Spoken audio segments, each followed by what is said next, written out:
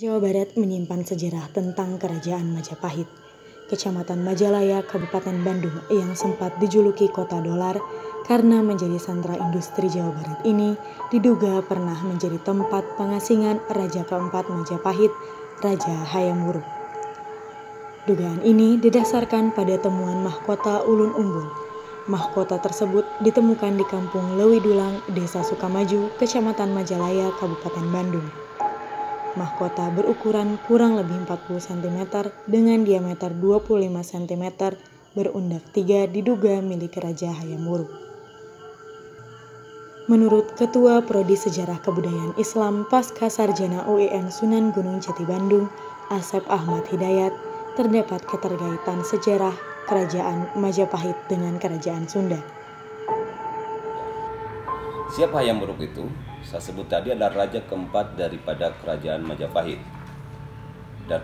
Dan pada masa Hayam Wuruk itulah Kerajaan Majapahit mencapai puncaknya. Di antaranya adalah bisa menaklukkan Samudra Pasai, ya. Begitu juga Kalimantan dengan bantuan daripada tentara-tentara dari Kerajaan Galuh dan penaklukan terhadap Bali. Nah, Hayam Wuruk itu sendiri sebenarnya kalau berdasarkan naskah Wangsakerta dari Pustaka Raji Bumi Nusantara, dia adalah merupakan anak daripada Rakyan Jaya Dharma dan dia Lembutal. Lembutal itu adalah merupakan putri daripada Raden Wijaya.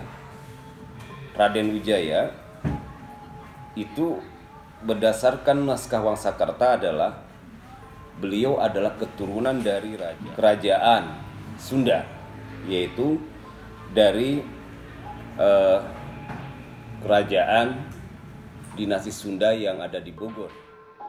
Meski belum dipastikan dari mana asal mahkota tersebut, para tokoh dan sesepuh di Kecamatan Majalaya meyakini bahwa mahkota tersebut merupakan mahkota milik Raja Hayam Wuruk. Jadi, apa hubungannya kalau begitu? Kalau dilihat dari segi bahasa, adanya ditemukannya mahkota ulun umbul di daerah Majalaya itu yang diduga ada sebagai mahkota Hayam Wuruk, bisa saja itu membuat informasi baru, ya. Selama ini menurut beberapa catatan sejarah bahwa Hayam Wuruk itu meninggal dunia, ya, di daerah Jawa Timur, di sekitar Mojokerto gitu kan. Ini ada sebuah informasi, namun perlu ada penelitian lebih lanjut, baik para ahli sejarah maupun arkeologi.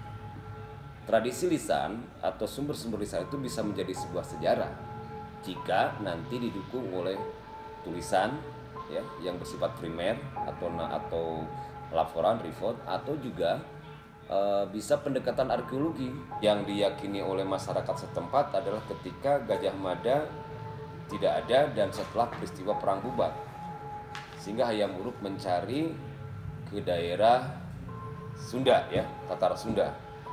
Dan dalam versi yang lain, mengapa Gajah Mada pada masa itu tidak setuju Hayam Wuruk menikah di Pitaloka atau Cita Resmi, karena dianggap masih satu darah keturunan gitu kan. Satu darah keturunan pada masa itu satu versi. Tapi yang jelas bahwa ini informasi ini penting.